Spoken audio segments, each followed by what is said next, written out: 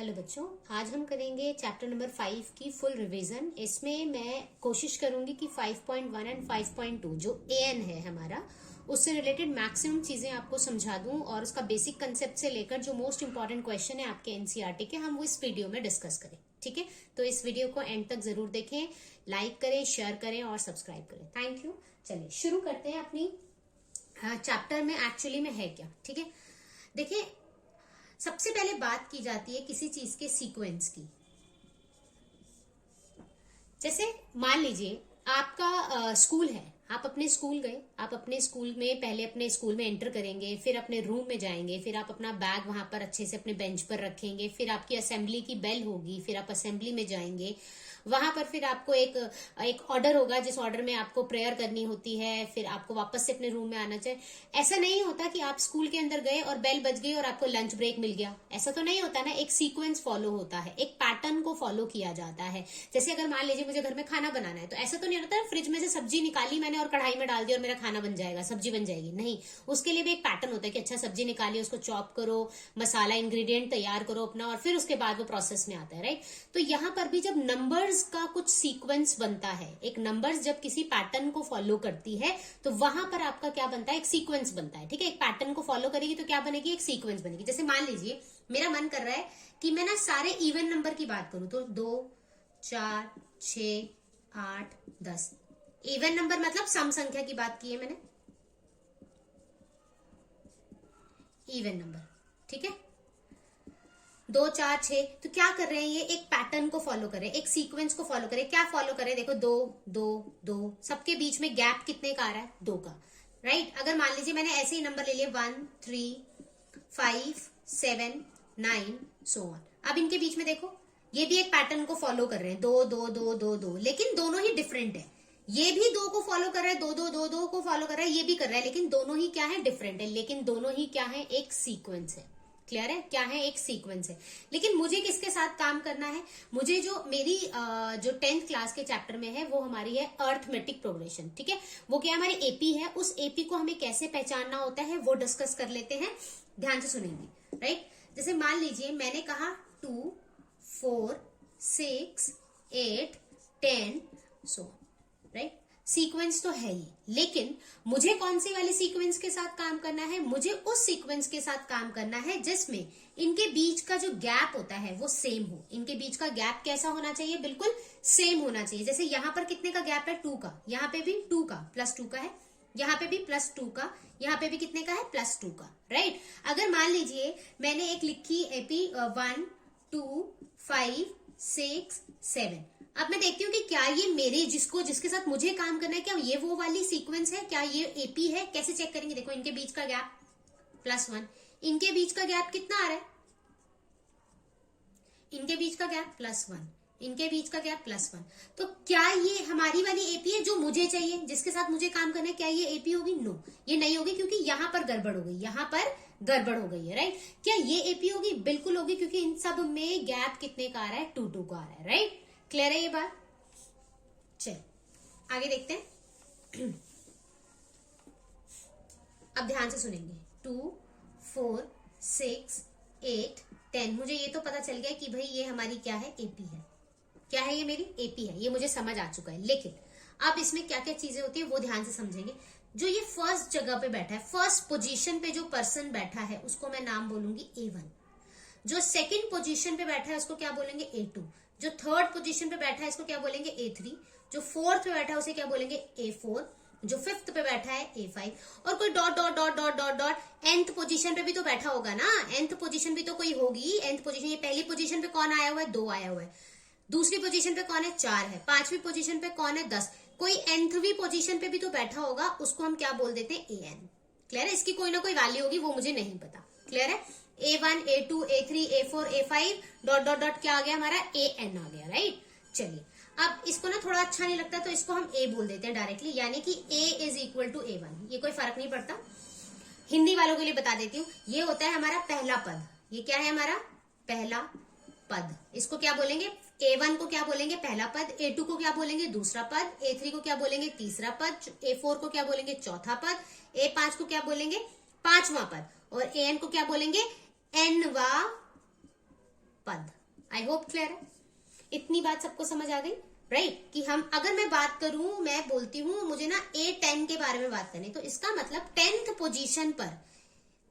Position पर कोई person है, मैं उसके बारे में बात करूं। मैं कहती हूं मुझे ना 5th पोजीशन के बारे में बात करनी है, A5 के बारे में बात करनी है। इसका मतलब मेरे दिमाग में क्या आना चाहिए कि 5th पोजीशन पे कोई है, उसके बारे में बात हो रही है। अगर मैं बोलूं A99, इसका मतलब कोई 99th पोजीशन पर कोई नंबर होगा जिसके बारे में बात की जा रही है। क्लियर है?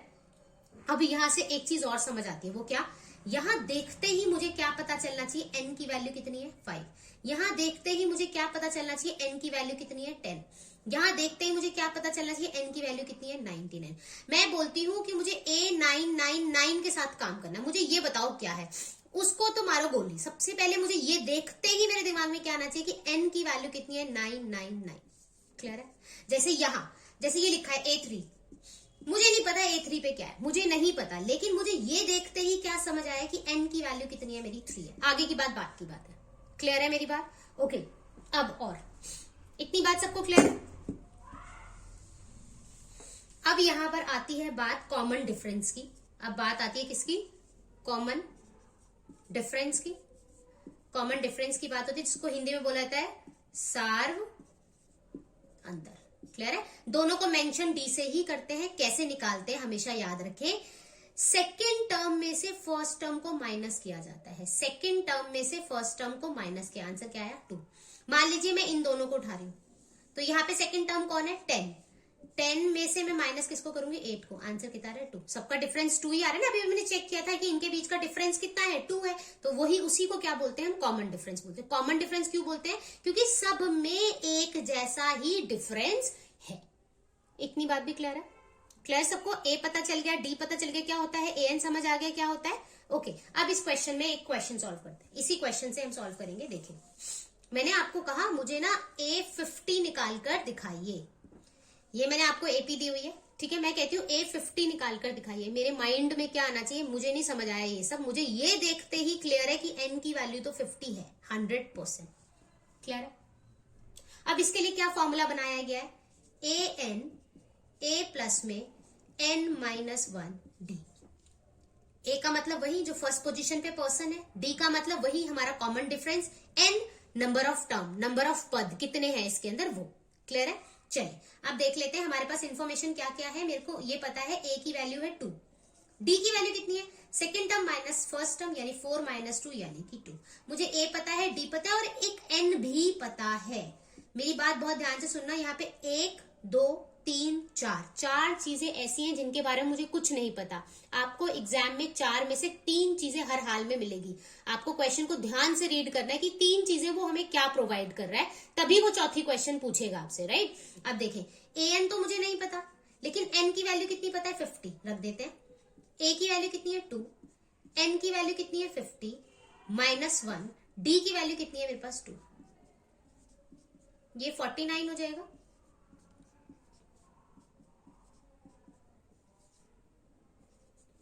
कितना आ जाएगा 100, यानी कि 50th पोजीशन पे, यहां कहीं 50th पोजीशन होगी, उस 50th पोजीशन पर क्या नंबर आने वाला है 100 आने वाला है। जैसे 5वीं पोजीशन पे कौन था 10, ऐसे ही 50वीं पोजीशन पे क्या आने वाला है तुम्हारा नंबर 100। आई होप क्लियर है। अगर किसी को कोई डाउट है यहां तक तो आप मुझसे जरूर कमेंट करके पूछ सकते हैं, मैं जरूर क्लियर करूंगी, ठीक है। चलिए आगे देखते हैं। अब इसी क्वेश्चन में यही क्वेश्चन उठाएंगे। क्या था क्वेश्चन 2 4 6 8। अब मैं इस क्वेश्चन को चेंज करी, डॉट डॉट डॉट डॉट मैंने लिख दिया यहाँ 100, ठीक है जी, मैंने ये लिख दिया। मैं कहती हूं चेक करके बताइए कि क्या आपकी एपी में ये 100 आता है, ये आपकी एपी है, क्या ये 100 आपकी एपी में कहीं पर आएगा, कहीं आ सकता है। जैसे ये 8 आया हुआ है, जैसे ये 6 आया हुआ है, ऐसे ही आपकी एपी में कहीं 100 आ सकता है, ये हमें चेक करके बताइए। ओके, तो ऐसे क्वेश्चन को कैसे करते हैं देखें। सबसे पहले मुझे ए पता होना चाहिए, ए मुझे पता चल गया, डी 2 है, डी की वैल्यू 4 - 2 यानी 2 है, डी की वैल्यू हो गई हमारे पास 2। ये क्या होता है, dot dot dot dot dot करके जब भी कोई पर्सन हो और हमसे चेक करने को बोला जाए कि ये आपकी एपी के अंदर आता है, ये आपकी समांतर श्रेणी में आता है या नहीं आता, ये चेक करके बताएं, तो इसका मतलब ये मुझे क्या दिया हुआ है एन।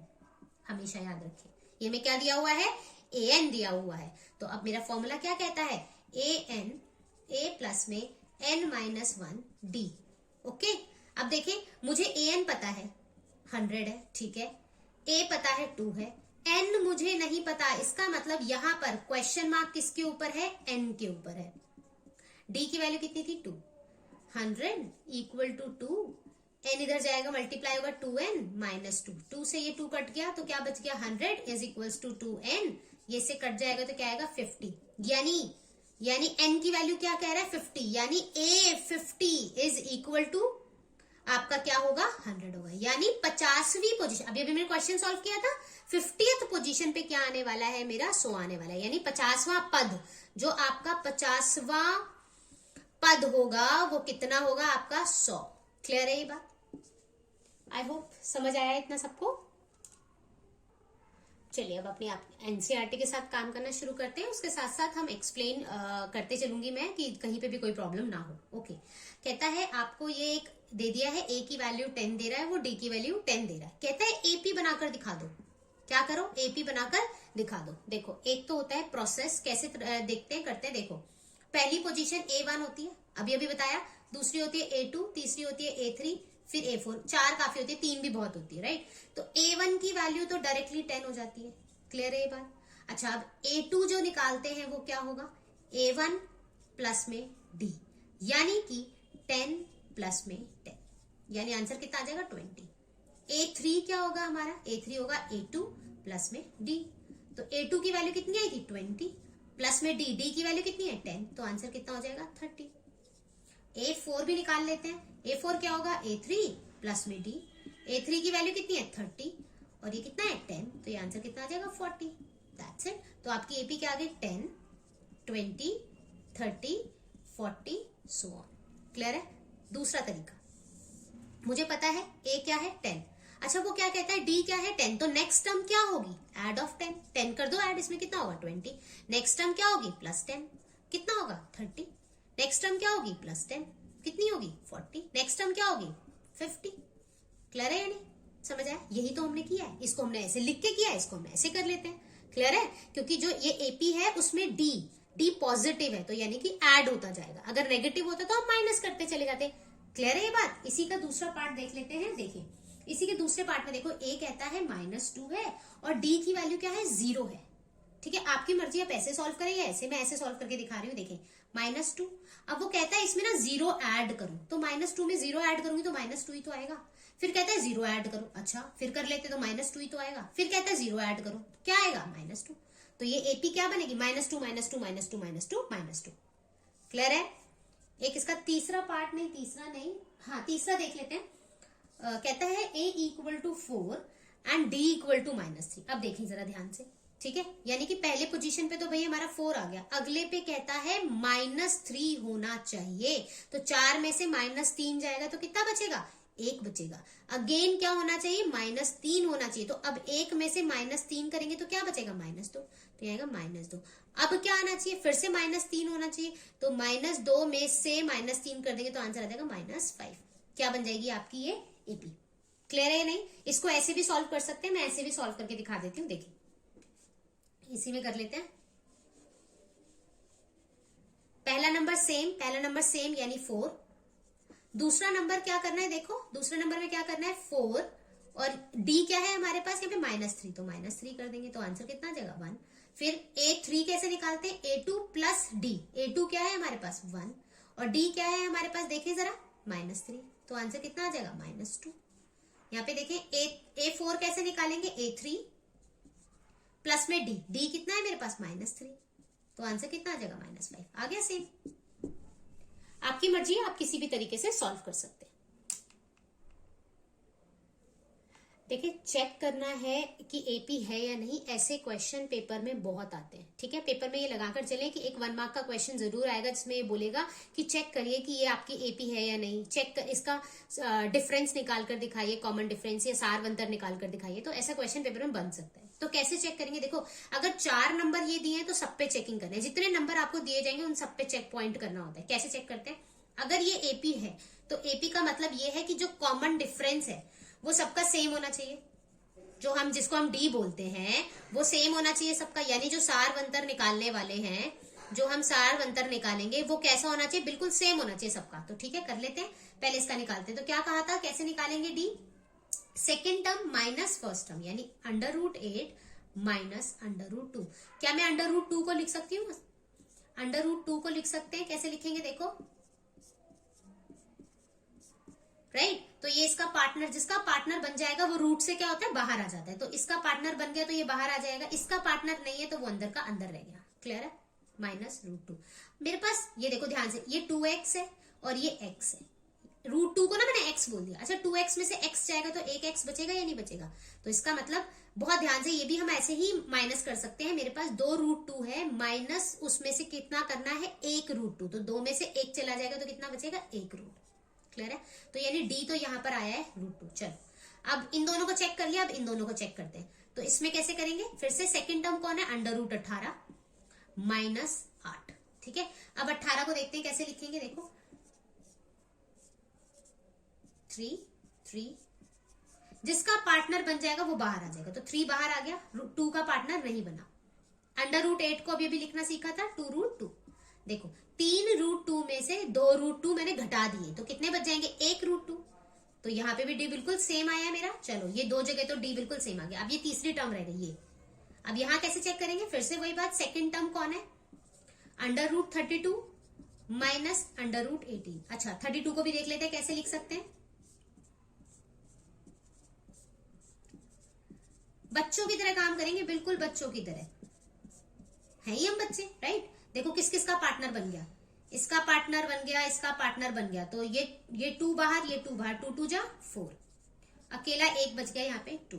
अच्छा इसको क्या लिख सकते थे, 3√2। अभी अभी देखा था हमने, 4 में से 3 चला गया, कितना बचा, 1√2। तो आंसर आ गया डी। तो सबका डिफरेंस सेम आया है, √2। तो क्या ये एपी है, बिल्कुल एपी है। क्लियर है, ऐसे हम चेक करते हैं। तो देखकर डरना नहीं है किसी को भी, आप आराम से चेक कर सकते हैं। क्लियर। ओके, नेक्स्ट क्वेश्चन है एक्सरसाइज 5.2 का क्वेश्चन नंबर फर्स्ट में बड़े सारे कॉलम वो दिया हुआ है, उसमें से मैंने ये वाला पार्ट उठाया है। पहला पार्ट क्या कहता है, ए की वैल्यू हम आपको 7 दे रहे हैं, डी की वैल्यू हम आपको 3 दे रहे हैं, एन की वैल्यू 8 है, ए एन निकालिए। ठीक है, ए एन के बारे में बात करी गई। सबसे पहले ए एन का फॉर्मूला लिखेंगे, a + n - 1 डी। अच्छा ए एन हमें नहीं पता, क्या मुझे ए पता है, कितना है 7। क्या मुझे एन पता है, हाँ उन्होंने बताया हुआ है 8 - 1। क्या मुझे डी पता है, हाँ बिल्कुल पता है 3 है। 7 3 जा 21 + 7 दैट इज 28। यानी ए एन की वैल्यू कितनी आ गई आपके पास, 28। अब इस क्वेश्चन को समझे, उसने क्या दिया हुआ है, एन की वैल्यू 8 दी हुई है। इसका मतलब A8, वो एन जो पूछने की कोशिश कर रहा है, मतलब A8 पूछने की कोशिश कर रहा है। वो क्या पूछने की कोशिश कर रहा है, A8 पूछने की कर रहा है कोशिश, कि भाई 8वीं पोजीशन पर, क्योंकि यहाँ मैंने लिखा नहीं, ये 8 होना चाहिए था। यहाँ पे एन की वैल्यू उसने 8 दी हुई है। A8 आपका क्या आएगा, 28। मतलब एक एपी है।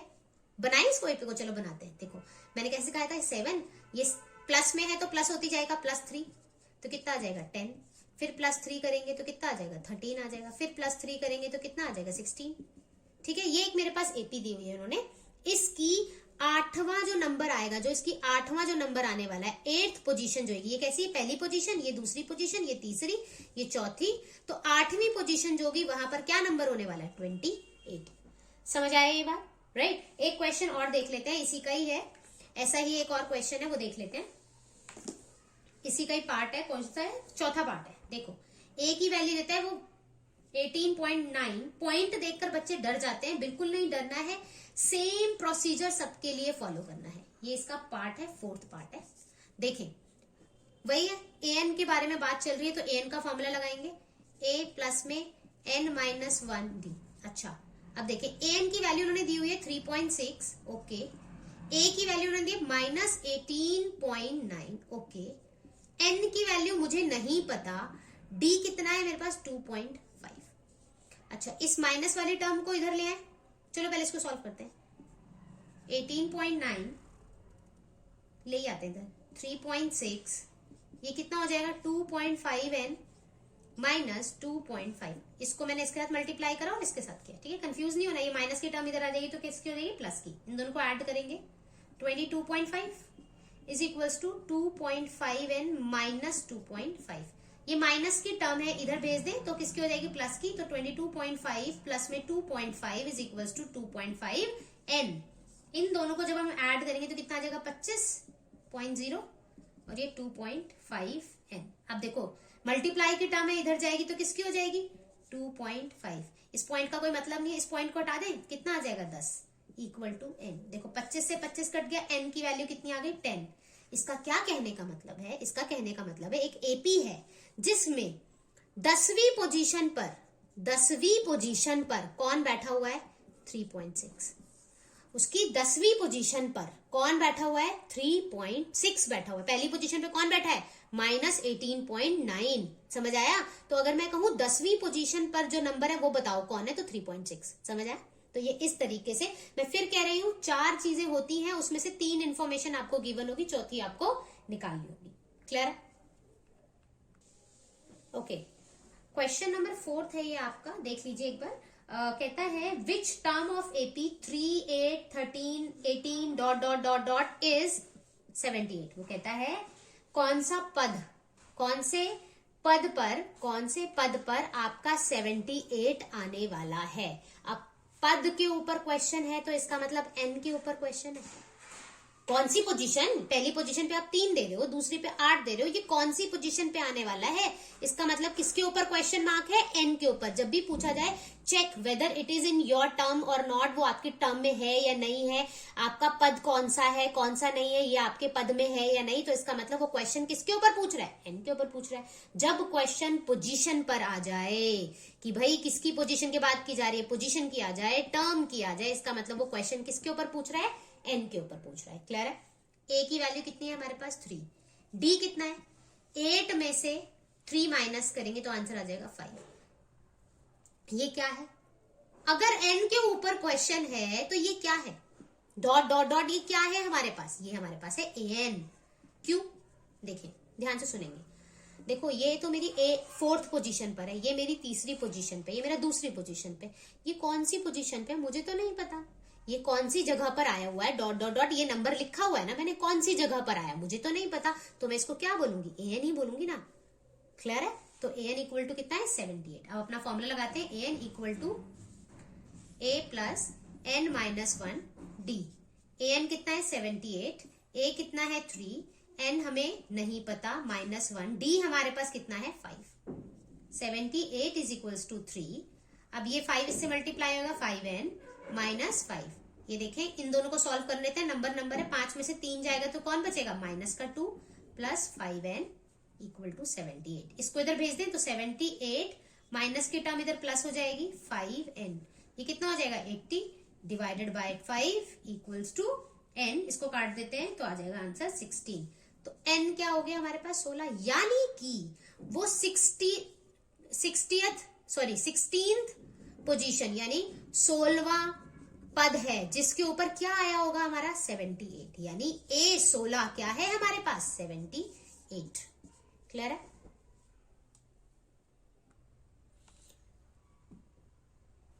चलिए नेक्स्ट क्वेश्चन देखते हैं। हमें एक एपी दी हुई है आपकी, एक्सरसाइज का क्वेश्चन नंबर 6 है, check whether -150 is a term of AP 11852 और नॉट।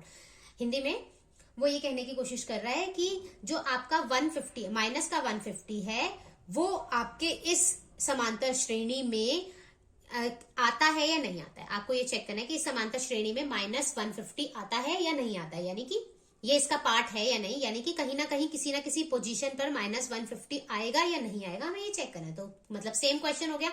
ये क्वेश्चन मार्क किसके ऊपर दे रहा है, ये कहता है ये an है, और वैसे भी हमेशा याद रखें dot dot dot dot check whether, ये सारी चीजों में जो आता है वो क्या होता है हमारा an होता है। क्वेश्चन किसके ऊपर आ गया, n के ऊपर आ गया। a की वैल्यू देखें यहाँ पे कितनी है 11 है, d की वैल्यू कितनी है 8 माइनस 11 दैट इज -3। ओके, अब क्वेश्चन सॉल्व करते हैं। an equal to a plus n minus 1d। an की वैल्यू कितनी है -150, a कितना है हमारे पास 11, n कितना है मुझे नहीं पता, क्या मुझे d पता है, d की value -3। Minus 150 is equals to 11 plus इसको इसके साथ मल्टीप्लाई करेंगे तो कितना आ जाएगा, माइनस का 3n, और ये इसके साथ मल्टीप्लाई होगा, माइनस माइनस क्या हो जाएगा, प्लस का 3। क्लियर है?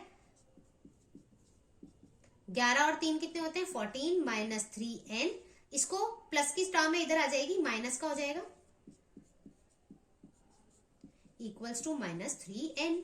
इसको ऐड करेंगे तो माइनस 64 और ये आ जाएगा माइनस का 3, माइनस से माइनस कट गया, आंसर आ गया 164/3। ये देखिए, ध्यान से सुनेंगे मेरी बात। अगर मैं आपको बोलती हूँ ना आपकी ना थर्ड पोजीशन आई है या सेकंड पोजीशन आई है, आपकी फर्स्ट पोजीशन आई है, कभी मैं ये कह सकती हूँ आपकी 1.5 पोजीशन आई है या 2.5 पोजीशन आ गई, 3.5 पोजीशन आ गई, 5.5 पोजीशन आ गई, ऐसे तो नहीं बोल सकते ना। पोजीशन तो पूरा पूरा एक नंबर होना चाहिए, तो ये इसको ये पूरा पूरा इसको डिवाइड नहीं कर सकता, तो ये एक इंटीजर नहीं आएगा। तो इंटीजर नहीं आएगा तो क्या ये इंटीजर नहीं आ रहा ना, n की वैल्यू कोई परफेक्ट नंबर नहीं आ रहा ना, प्रॉपर नंबर चाहिए मुझे, वो नहीं आ रहा ना। तो इसका क्या मतलब हुआ, इसका क्या मतलब हुआ, इसका मतलब ये 1 माइनस का 150 मेरे इस एपी के अंदर नहीं बिलोंग करेगा, माइनस का 150 मेरे एपी के अंदर बिलोंग नहीं करेगा, मतलब वो इसका पार्ट नहीं है, इस समांतर श्रेणी का हिस्सा नहीं है। समझ आया क्यों नहीं है, क्योंकि n तो मुझे प्रॉपर नंबर चाहिए ना। अगर मुझे किसी को पोजीशन पे किसी को बैठाना है कि भैया ऐसा करो, आपके लिए 10वें पोजीशन पे मैंने चेयर लगाई है, वहां जाके बैठ जाओ, लेकिन ये तो आ ही नहीं रहा पूरा नंबर। क्लियर है? तो हमेशा याद रखें n की वैल्यू हमेशा एक प्रॉपर नंबर आनी चाहिए। क्लियर है? इसके बाद मैं एक और नेक्स्ट वीडियो बनाऊंगी पार्ट 2, उसमें जरूर चेक करें अपना, इसी का रिमेनिंग पार्ट होगा। अगर आपको मेरा कंटेंट समझ आया है तो प्लीज इसको लाइक भी करें, शेयर भी करें, सब्सक्राइब करें और अपने फ्रेंड्स को फॉरवर्ड करें ताकि उनका भी थोड़ा फायदा हो सके। और किसी को कोई भी डाउट है तो वो कमेंट करके जरूर पूछे। ठीक है?